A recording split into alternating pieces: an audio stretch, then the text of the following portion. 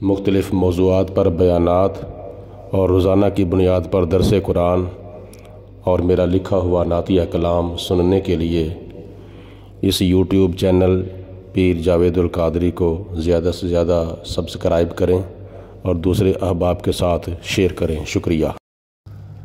قال اللہ تبارک و تعالی فی القرآن المجید والفرقان الحمید۔ سورۃ نمل کی آیت نمبر 15 ہے اور اس کے ساتھ چند آیات بینات میں اللہ پاک نے حضرت داؤد علیہ السلام اور حضرت سلیمان علیہ السلام کا واقعہ بیان فرمایا ہے۔ اللہ تعالیٰ نے ارشاد فرمایا وَلَقَدْ آتَيْنَا دَاوُودَ وَسُلَيْمَانَ عِلْمًا، اور بے شک ہم نے حضرت داؤد علیہ السلام کو اور حضرت سلیمان علیہ السلام کو بہت زیادہ علم عطا فرمایا۔ اللہ کی طرف سے کسی کو علم عطا ہونا یہ صاحب علم کے لیے بہت بڑی نعمت ہے، بالخصوص دین کا علم یہ اللہ تعالیٰ کی بہت بڑی نعمت ہے۔ وہ علم جس کے بارے میں حضور علیہ السلام نے ارشاد فرمایا کہ خیرکم من تعلم القرآن وعلمہ، تم میں سے بہتر وہ ہے جو خود بھی قرآن کا علم سیکھتا ہے اور دوسروں کو بھی قرآن کا علم سکھاتا ہے۔ تو جو علم حضرت داؤد علیہ السلام کو اور حضرت سلیمان علیہ السلام کو اللہ پاک نے عطا فرمایا تھا، اس علم کے بارے میں مفسرین نے لکھا ہے کہ اس علم سے مراد خاص طور پر علم حکومت اور علم سیاست ہے۔ نبوت کا علم تو اللہ پاک نے تمام نبیوں کو عطا فرمایا تھا، رسالت کا علم اللہ پاک نے تمام نبیوں کو عطا فرمایا تھا۔ چونکہ حضرت داؤد علیہ السلام کو بھی اللہ پاک نے دنیا کی حکومت عطا فرمائی تھی اور حضرت سلیمان علیہ السلام کو بھی اللہ پاک نے دنیا کی حکومت عطا فرمائی تھی، بلکہ تواریخ کی روایتوں میں آتا ہے کہ 2 بادشاہ ایسے ہوئے ہیں جو کافروں کے بادشاہ تھے اور ان کی پوری دنیا کے اوپر حکومت تھی۔ اسی طرح 2 بادشاہ مسلمانوں کے ایسے ہوئے ہیں جن کی پوری دنیا کے اوپر حکومت تھی۔ کافروں کے 2 بادشاہوں میں سے ایک نمرود ہے اور دوسرا بخت نصر ہے، اور مسلمانوں کے 2 بادشاہ جنہوں نے پوری دنیا پر مشرق سے لے کر مغرب تک، شمال سے لے کر جنوب تک حکومت کی ہے، وہ حضرت سکندر ذوالقرنین اور حضرت سیدنا سلیمان علیہ السلام ہیں۔ تو اللہ پاک نے حضرت سلیمان علیہ السلام کو اور داؤد علیہ السلام کو کئی قسم کے علوم کے علاوہ علم سیاست عطا فرمایا تھا۔ اور یہ یاد رکھنا بخاری شریف کی حدیث پاک ہے، نبی پاک علیہ السلام کی زبان مبارک وہ زبان جس کے بارے میں خدا فرماتا ہے وَمَا يَنْطِقُ عَنِ الْهَوَىٰ إِنْ هُوَ إِلَّا وَحْيٌ يُوحَىٰ، حضور علیہ السلام کی زبان کے اوپر جب بھی کوئی بات آتی ہے تو وہ اللہ تعالیٰ کی وحی ہوتی ہے۔ جس طرح زمین کے اوپر کوئی تارہ نہیں ہو سکتا، آسمان کے اوپر کوئی قبر نہیں ہو سکتی، زبان کے اندر کوئی ہڈی نہیں ہو سکتی، اسی طرح قرآن کے اندر کوئی جھوٹ نہیں ہو سکتا۔ تو نبی پاک علیہ السلام نے حدیث پاک کے اندر، بخاری شریف کی حدیث پاک ہے کہ حضور علیہ السلام نے فرمایا کانت بنو اسرائیل تسؤسهم الانبیاء، بنی اسرائیل کی جو سیاست تھی وہ بنی اسرائیل کے انبیاء کیا کرتے تھے۔ یہ ایسا مقدس کام ہے جو اللہ کے نبی کرتے رہے۔ ہاں وہ سیاست نہیں ہونی چاہیے جس کے اندر جھوٹ ہو، جس کے اندر فراڈ ہو، جس کے اندر دھوکہ ہو، جس کے اندر امانت داری اور دیانت داری نہ ہو۔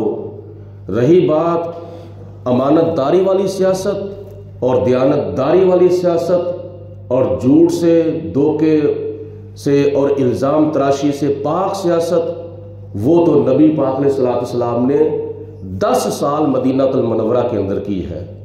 10 سال ہجرت سے لے کر وصال تک نبی پاک علیہ السلام نے مدینہ شریف کے اندر 10 سال پاکیزہ سیاست فرمائی ہے۔ اور آپ نے پاکیزہ سیاست فرمائی تھی تو تبھی اسلام کی فتوحات ہوئی تھیں، تبھی تو کافروں کے، یہودیوں کے اور عیسائیوں کے بڑے بڑے ملک اور ان کی بڑی بڑی ریاستیں تھیں جو مسلمانوں کے ہاتھ آ گئی تھیں۔ تبوک، یرموک، احد، بدر، یہ جتنی بھی جنگیں نبی پاک علیہ السلام نے لڑی ہیں، جتنے بھی غزوات لڑے ہیں، یہ سیاست نہیں تو اور کیا ہے؟ یہ اسلامی سیاست ہے۔ اور پھر حضور علیہ الصلوۃ والسلام کے وصال مبارک کے بعد حضرت ابو بکر صدیق نے، حضرت عمر فاروق نے، حضرت عثمان غنی نے، حضرت علی المرتضیٰ نے، حضرت امام حسن نے، حضرت امیر معاویہ رضی اللہ تعالی عنہ نے جب اسلام کے طرز عمل پر سیاست فرمائی تھی تو اسلام کی سلطنت کو اللہ پاک نے کشادگی عطا فرمائی اور وسعت عطا فرمائی۔ وہ بھی وقت تھا اسلام پر جب لوگ چھپ کر اذان پڑھتے تھے، نماز پڑھتے تھے، جماعت ہوتی تھی چھپ کر، اور پھر وہ بھی وقت آیا کہ جناب فاروق اعظم رضی اللہ تعالی عنہ جیسے کافروں کے جری بہادر شہ زور نبی پاک علیہ الصلوۃ والسلام کی قدموں میں آ کر گر گئے، تو پھر جناب فاروق اعظم نے عرض کی، یا رسول اللہ کیا ہم سچے نہیں؟ فرمایا ہاں۔ یا رسول اللہ کیا ہمارا خدا سچا نہیں؟ فرمایا ہاں۔ یا رسول اللہ ہمارا قرآن سچا نہیں؟ فرمایا ہاں ضرور۔ یا رسول اللہ کیا ہمارا دین سچا نہیں؟ فرمایا ہاں، کیوں نہیں، ہمارا دین بھی سچا، ہمارا قرآن بھی سچا اور ہمارا خدا بھی سچا، ہم خود بھی سچے ہیں۔ تو پھر جناب فاروق اعظم عرض کرتے ہیں کہ آج پھر ہم لک کر چھپ کر نماز نہیں پڑھیں گے، اذان نہیں پڑھیں گے، بلکہ خانہ کعبہ کے سین کے اندر جا کر میں اذان پڑھوں گا اور آپ جماعت کرائیں گے۔ جب نبی پاک علیہ الصلوۃ والسلام اور حضرت ابو بکر صدیق، عمر فاروق اور جو صحابہ حضور کے غلام ہو چکے تھے وہ جب صحن کعبہ میں آئے تو جناب فاروق اعظم نے تلوار آ کر لہرا رہی، اے کافرو آؤ، جس نے اپنے بچے یتیم کرانے ہیں، جس نے اپنی بیوی کو بیوہ کرانا ہے، عمر مسلمان ہو چکا ہے، آؤ میں اپنے پیارے آقا مولا حضرت محمد مصطفیٰ صلی اللہ علیہ وسلم کا غلام ہو چکا ہوں۔ تو یہ پاکیزہ اور امانت داری والی اور دیانت داری والی جو سیاست ہے یہ دین کے ساتھ ہے۔ جتنی دیر تک یہ امانت داری اور دیانت داری والی اور پاکیزہ سیاست اسلام کے ساتھ رہی ہے، دین کے ساتھ رہی ہے، ابو بکر صدیق آئے ہیں، عمر فاروق جیسے حکمران آئے ہیں، عثمان غنی جیسے حکمران آئے ہیں، مولا علی جیسے حکمران آئے ہیں، امام حسن جیسے حکمران آئے ہیں، حضرت امیر معاویہ جیسے حکمران آئے ہیں، حضرت عمر بن عبد العزیز رضی اللہ تعالی عنہ جیسے مسلمان حکمران آئے ہیں۔ تو جب اس پاکیزہ سیاست کو دین سے جدا کر دیا گیا تو پھر ساتھ ہی یزید آ گیا تھا۔ یہ ہے ہمارے عملوں کا نتیجہ۔ تو اس لیے نبی پاک صلی اللہ علیہ وسلم نے خود یہ عمل فرمایا ہے، اور جتنی دیر تک یہ عمل نہیں کیا جائے گا اتنی دیر تک ہمارا دین جو ہے وہ محدود رہ جائے گا دنیا کے اندر۔ اور جب حضور علیہ الصلوۃ والسلام اور صحابہ کرام کے اس عمل پر ہمارے حکمران مسلمان عمل کریں گے تو پھر کشمیر کیا چیز ہے، فلسطین کیا چیز ہے؟ صحابہ کرام نے تو بڑی بڑی ریاستیں اور بڑے بڑے ملک جو تھے وہ فتح کر لیے تھے۔ اس لیے اللہ پاک کی ذات بابرکات نے قرآن پاک میں اپنے نبیوں کو اور اپنے رسولوں کو یہ علم عطا فرمایا ہے۔ آگے حضرت سلیمان علیہ السلام اور حضرت داؤد علیہ السلام نے پھر اللہ کا شکر ادا کرتے ہوئے کیا کہا؟ وقالا، اور دونوں نے فرمایا الحمدللہ، تمام خوبیاں اللہ کے لیے ہیں، الذی فضلنا علی کثیر من عبادہ المؤمنین، کہ جس پروردگار عالم نے ہمیں بہت سے مسلمانوں کے اوپر فضیلت اور بزرگی عطا فرمائی ہے۔ جتنے بھی ہمارا کلمہ پڑھنے والے ہیں ان پر اللہ پاک کی ذات نے ہمیں بزرگی اور فضیلت عطا فرمائی ہے، اور یہ اللہ کا شکر ادا کیا کیونکہ اللہ پاک نے ہمیں کئی قسم کے علوم عطا فرمائے ہیں۔ تو صاحب علم کو اللہ پاک کا شکر ادا کرنا چاہیے۔ ووارث سلیمان داؤد، اور حضرت سلیمان علیہ السلام حضرت داؤد علیہ السلام کے وارث بنے، جانشین بنے، کیونکہ داؤد علیہ السلام باپ تھے اور حضرت سلیمان علیہ السلام جناب داؤد علیہ السلام کے بیٹے تھے۔ تو جب جناب داؤد علیہ السلام کا وصال ہو گیا تو آپ کی جگہ پر پھر حضرت سلیمان علیہ السلام آپ کے جانشین بنے، یعنی وارث بنے۔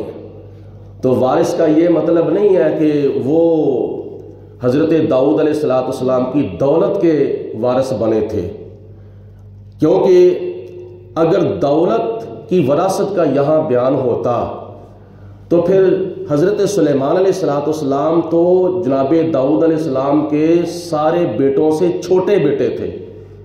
باقی جو بیٹے تھے نا داؤد علیہ السلام کے، وہ حضرت سلیمان علیہ السلام سے بڑے تھے۔ اور مفسرین نے لکھا ہے کہ حضرت داؤد علیہ السلام کو اللہ پاک نے 19 بیٹے عطا فرمائے تھے، مختلف بیویوں سے 19 بیٹے اللہ پاک نے داؤد علیہ السلام کو عطا فرمائے تھے، لیکن یہاں کسی اور بیٹے کا ذکر ہے ہی نہیں۔ اس کی وجہ یہ ہے کہ یہاں جو وراثت ہے وہ دولت کی اور دنیا کے مال کی وراثت نہیں ہے۔ یہاں داؤد علیہ السلام کی جو جانشینی ہے وہ نبوت اور دین کے لحاظ سے ہے۔ تو معلوم یہ ہوا کہ اللہ کے نبی جو ہے ان کی وراثت دنیا کی دولت نہیں ہوتی۔ اگر دنیا کی دولت اللہ کے نبیوں کی وراثت ہوتی تو پھر داؤد علیہ السلام کے دوسرے بیٹوں کا بھی یہاں ذکر ہوتا، لیکن یہاں صرف اور صرف حضرت سلیمان علیہ السلام کا ذکر ہے۔ آج کل کئی لوگ ویسے ہی حضرت ابوبکر صدیق کے اوپر یا دیگر صحابہ خلفاء راشدین کے اوپر اعتراضات کرتے ہوئے کہتے ہیں کہ حضرت ابوبکر صدیق نے باغ فدق جو تھا وہ حضرت فاطمہ الزہرا کو نہیں دیا تھا، وہ نبی پاک علیہ السلام کی وراثت تھی، تو حضرت فاطمہ الزہرا کا جو حق ہے وہ حضرت ابوبکر صدیق نے مارا تھا۔ اس طرح کی الزام تراشیاں اور بہتان بازیاں صحابہ کرام پر آج کل لوگ کرتے ہیں، حالانکہ نبی پاک علیہ السلام نے صاف ارشاد فرما دیا کہ ہم نبیوں کی وراثت جو ہے وہ دنیا کا مال، دنیا کے درہم و دینار، دنیا کی دولت نہیں ہوتی۔ ہم نبیوں کی جو وراثت ہے وہ علم دین ہے۔ نبیوں کی وراثت دنیا کی دولت نہیں ہوتی، بلکہ نبیوں کی وراثت دین کا علم ہوتی ہے۔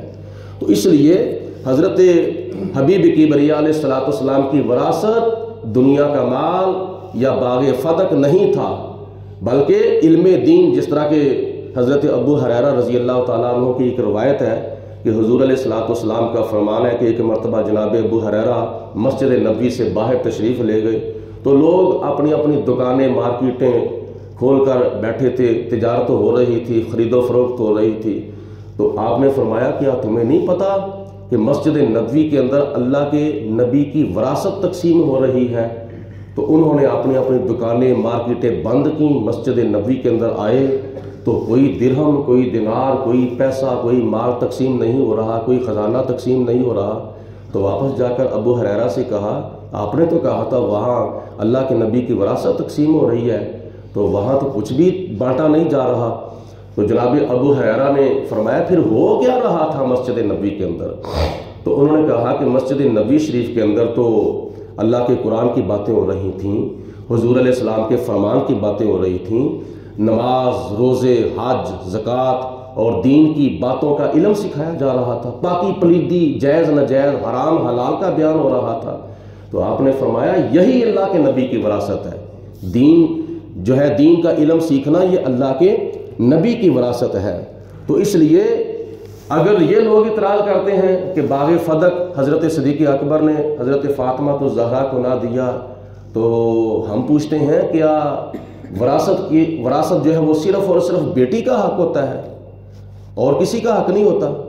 وراثت اگر چلو کیا نام ہے بیٹی کا نام لیتے ہیں تو پھر نبی پاک علیہ الصلوۃ والسلام کی بیٹی صرف اور صرف حضرت فاطمہ الزہرا تھے، حضرت رقیہ، حضرت ام کلثوم، دوسری بھی تو حضور علیہ السلام کی بیٹیاں تھیں نا، ان کا پھر نام کیوں نہیں لیا جاتا کہ ان کا بھی تو پھر وراثت کے اندر حق بنتا تھا نا۔ پھر اس کے علاوہ حضور علیہ الصلوۃ والسلام کے بیٹے جوان نہیں ہوئے بلکہ وہ بچپن میں ہی فوت ہو گئے تھے، حضرت عبداللہ، حضرت قاسم، حضرت عبد الرحمن، یہ حضور علیہ السلام کے 3 بیٹے تھے جو حضرت خدیجہ الکبریٰ رضی اللہ تعالیٰ عنہا سے پیدا ہوئے تھے، وہ تو بچپن میں فوت ہو گئے، بیٹیاں تو تھیں نا، تو پھر بیٹی کے ساتھ کیا بیوی کا حق نہیں بنتا؟ وراثت کے اندر سب سے پہلے تو بیوی کا حق بنتا ہے، تو بیوی کا نام نہیں لیتے۔ حضرت عائشہ صدیقہ کا بھی حق بنتا تھا، حضرت حفصہ کا بھی حق بنتا تھا، لیکن ان کا نام نہیں لے کے صرف حضرت فاطمہ الزہرا کا، صرف اور صرف صحابہ کرام کی بے ادبی گستاخی کرنے کے لیے۔ بہرحال بات یہ ہے کہ دنیا کی دولت اللہ کے نبیوں کی وراثت نہیں ہے، اللہ کے نبیوں کی جو وراثت ہے وہ دین کا علم ہے۔ وقال، اور حضرت سلیمان علیہ السلام جب حضرت داؤد علیہ السلام کے جانشین بن گئے تو آپ نے ارشاد فرمایا، یا ایھا الناس، اے لوگو، اے دنیا والو، علمنا منطق الطیر، ہمیں جانوروں کی بولیوں کا علم بھی سکھایا گیا ہے۔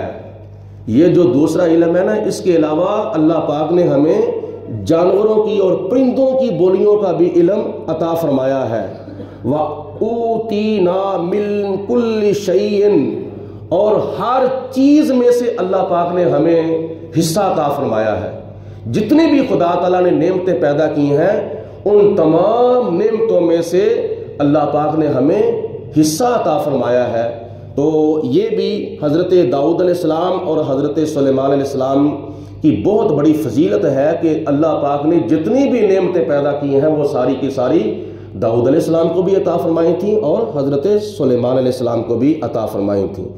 تو جناب داؤد علیہ السلام اور حضرت سلیمان علیہ السلام پرندوں کے ساتھ باتیں کیا کرتے تھے۔ اسی طرح نبی پاک علیہ السلام کی بارگاہ میں کئی پرندے آتے تھے، اپنی بولی میں حضور سے باتیں کرتے تھے، کئی جانور آتے تھے، اپنی بولی میں حضور علیہ السلام کی باتیں سنتے بھی تھے اور کرتے بھی تھے۔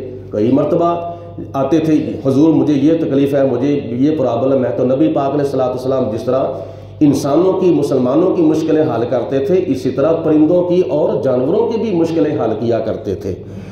ان ھذا لھو الفضل المبین، اور یہ اللہ تعالیٰ کا ان کے اوپر بہت بڑا اور واضح طور پر فضل ہے۔ اللہ پاک نے ان کو یہ بزرگی عطا فرمائی ہے۔ اللہ پاک کی ذات بابرکات ہم سب کو عمل کرنے کی توفیق عطا فرمائے۔ اس کے آگے آپ کا طرز حکومت اور آپ کا انداز حکومت جناب سلیمان علیہ السلام کا اللہ پاک نے اگلی آیات کے اندر بیان فرمایا ہے، وہ کل کے درس قرآن کے اندر بیان ہوگا۔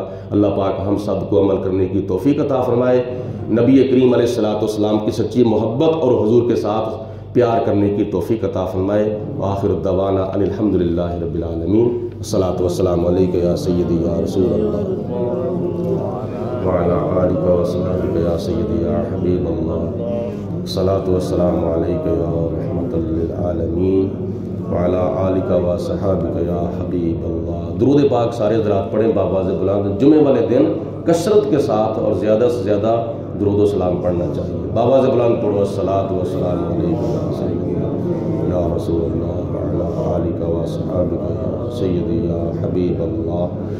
اللہم صلی علی سیدنا و مولانا محمد معدن الجود والکرم وآلہ واصحابہ وبارک وسلم۔ ربنا آتنا فی الدنیا حسنۃ وفی الآخرۃ حسنۃ وقنا عذاب النار۔ ربنا اغفر لنا ولإخواننا الذین سبقونا بالایمان ولا تجعل فی قلوبنا غلا للذین آمنوا ربنا انک رؤوف رحیم۔ وافوض امری الی اللہ ان اللہ بصیر بالعباد۔ یا اللہ پاک اپنا فضل و کرم، رحمت برکتیں ہمارے شامل حال فرما، یا اللہ ہمارے صغیرہ و کبیرہ گناہ معاف فرما، یا پروردگار عالم ہم سب کو دنیا اور آخرت کی کامیابیاں حاصل کرنے کی توفیق عطا فرما، خدمت دین کی توفیق عطا فرما، یا اللہ پاک خدمت اسلام کی توفیق عطا فرما، خدمت قرآن کی توفیق عطا فرما، ہم سب کو یا اللہ پاک اپنا معاشرہ سنوارنے کی توفیق عطا فرما، دین کے اوپر استقامت نصیب فرما، یا اللہ پاک ہم سب کو نبی پاک علیہ الصلوۃ والسلام کی پیاری پیاری زندگی کے مطابق اپنی زندگی کو تابع کرنے کی توفیق عطا فرما، الہ العالمین ہم سب کو امانت داری اور دیانت داری کی توفیق عطا فرما، مرتے وقت کلمہ پڑھنا نصیب فرما، جو ہمارے مسلمان بہن بھائی بیمار ہیں یا اللہ ان کو شفائے کاملہ صحت عاجلہ عطا فرما، جو پریشان ہیں ان کی پریشانیاں دور فرما، جو مقروض ہیں یا اللہ ان کو قرضے سے چھٹکارا عطا فرما۔